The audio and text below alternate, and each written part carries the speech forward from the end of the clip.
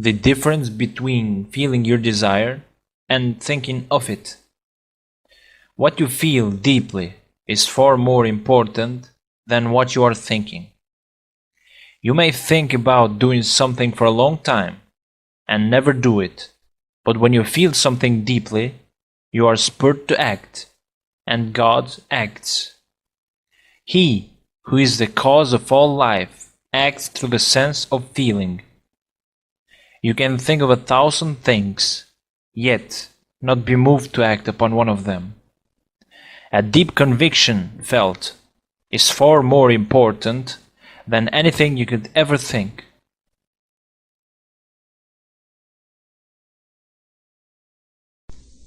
Now here is a practical technique.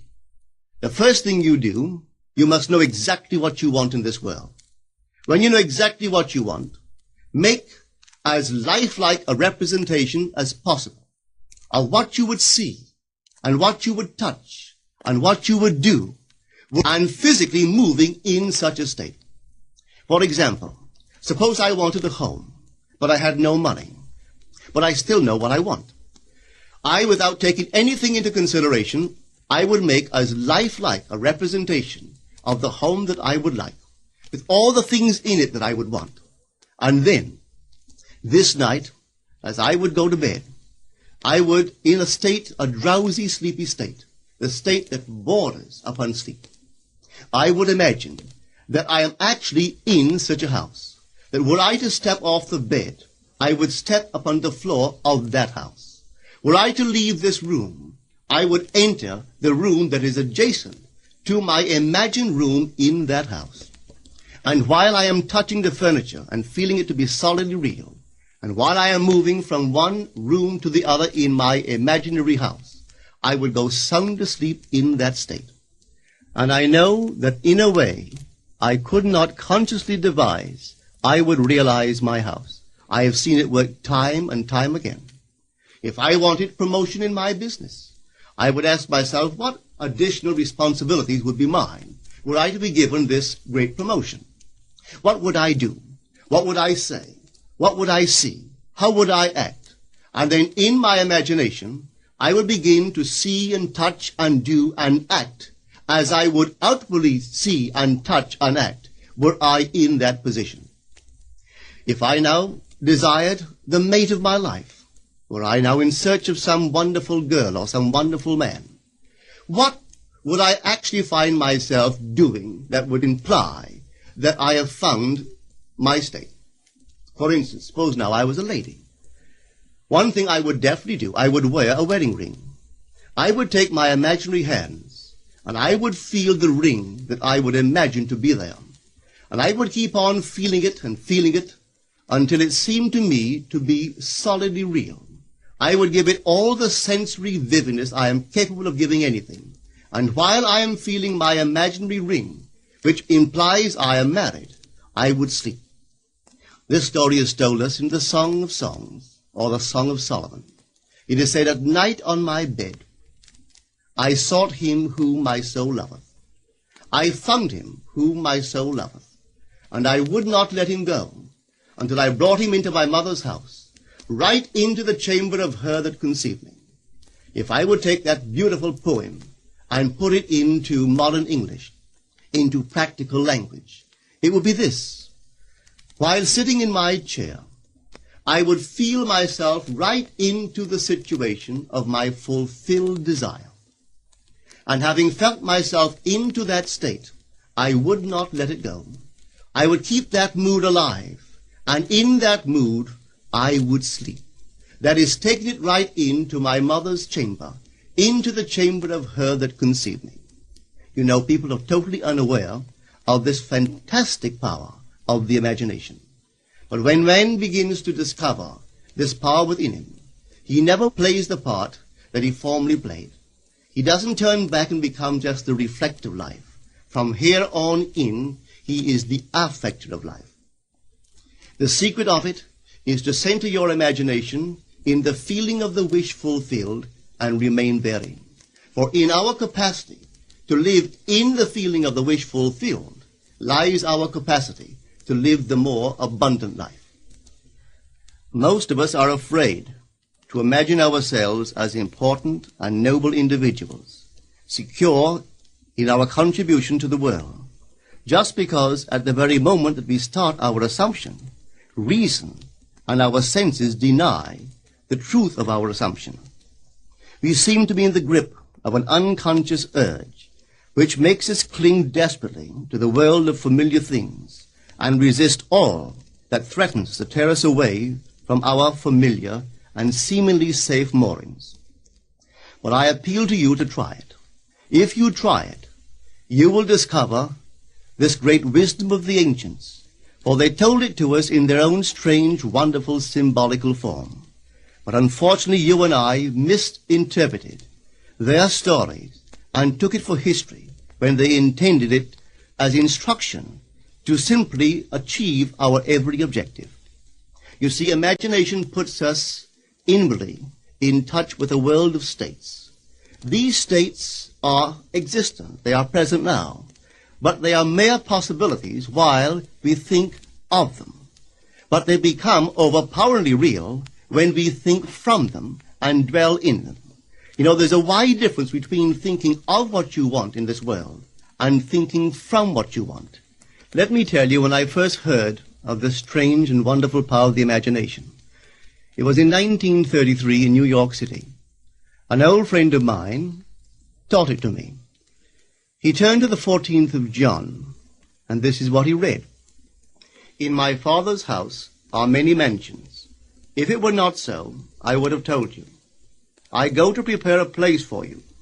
And if I go and prepare a place for you, I will come again and receive you unto myself, that where I am, there ye may be also.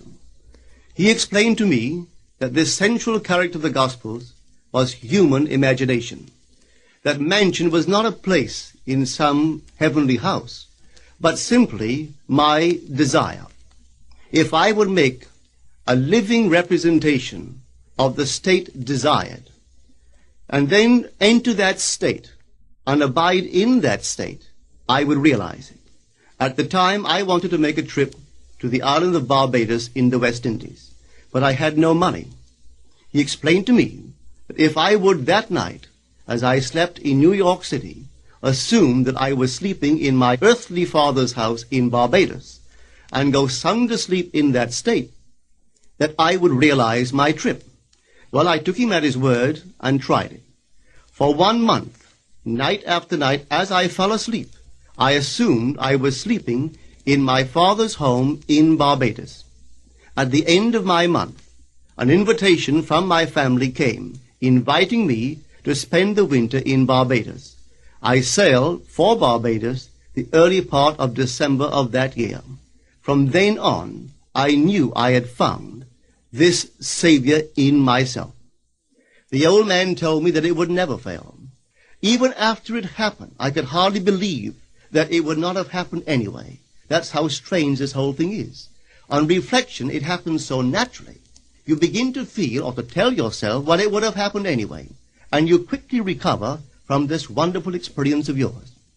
It never failed me if I would give the mood, the imagined mood, sensory vividness. I could tell you unnumbered case histories to show you how it works. But in essence, it's simple. You simply know what you want. When you know what you want, you're thinking of it.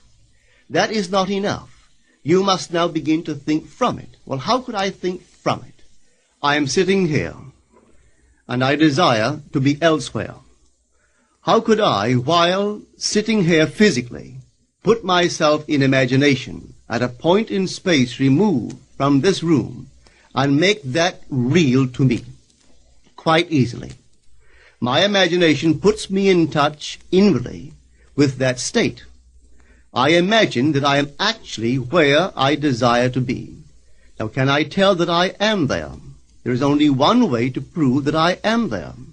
For what a man sees when he describes his world is as he describes it relative to himself. So what the world looks like depends entirely upon where I stand when I make my observation. So if, as I describe my world, it is related to that point in space I imagine that I am occupying, then I must be there. I am not there physically, no, but I am there in my imagination, and my imagination is my real self. And where I go in imagination and make it real, there I shall go in the flesh also. When in that state I fall asleep, it is done. I have never seen it fail. So this is the simple technique on how to use your imagination to realize your every objective. 1213 Jewelry supports Neville Goddard, creating a better world through creative endeavors. With handcrafted, beautiful pieces of jewelry.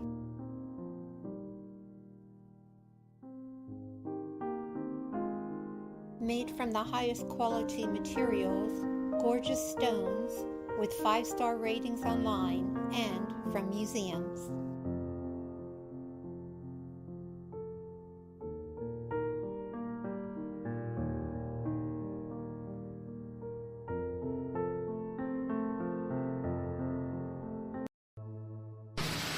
I bring before my mind's eye a scene which would imply that I am the one that I want to be, or that my friend or others are as I would like them to be. I try to confine it within the framework of the golden rule, that is, doing unto others what I would love them to do unto me, and not to go outside of that rule. It's such an easy thing to practice. Would I like the good that I ask of them? Yes.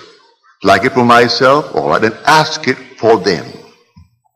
Bring them before your mind's eye and dare to assume that what you are seeing in your mind's eye is true. Now there is a definite technique to it. A simple technique. If I can share with you what I do, and it works, I bring them into my mind's eye and I work myself up into an emotional state. It's like a peculiar rhythm. I breathe in and breathe out and breathe in and breathe out, and suddenly I reach a certain point, and then one deep inhalation as though I'm setting it up in a time exposure before my own mind. I set it up and all of a sudden I have a deep inhalation and every pore of my being explodes. And then I do nothing beyond that. It's taking that scene and setting it up in a time explosion before the eternal event. And then I explode it and then let life develop it. And life develops it. And then I get the call, or I get the wire, or I get a letter confirming that which I did. And I do nothing to make it so. I simply believe implicitly in Jesus Christ, but I have found him. I have found him as my own wonderful human imagination. I believe that all things are possible to him. He has ways and means that the mortal mind knows not of. So I do not care if I do not see clearly how it could possibly be. It makes no difference to me. I simply bring it to my mind's eye what I want to see it clearly, explode it, and then let it be. Now it could be tomorrow. It could be a month. It could be even years. I am not concerned. I have done it, and that's all that matters as far as I am concerned. Everything has its own appointed hour. See the vision? That was my vision. The vision has its own appointed hour. It ripens. It will flower. If it be long, wait. It is sure, and it will not be late. A little chicken, 21 days. A man, 9 months. A horse, 12 months. A little lamb, 5 months. And there's a time interval between that impregnation and the actual embodiment of that state. And I do not know the time intervals. I only know that all I do it. And if that time interval is a day, well, it's a day. If it's going to be a month, let it be a month. I do not know the time intervals between my vision of you being the one that you want to be and you becoming that which I have assumed that you are. I do not know the time interval. But there are time intervals between the impregnation and the birth of that impregnation. But I tell you, it works. So I do not need to ask anyone or turn to anyone. Not that I am not saying to you, turn to me. If you have confidence that I can use a law that you are not yet aware of or feel that you cannot quite master it, I invite you to turn to me. Cost you nothing. I charge not one nickel for it.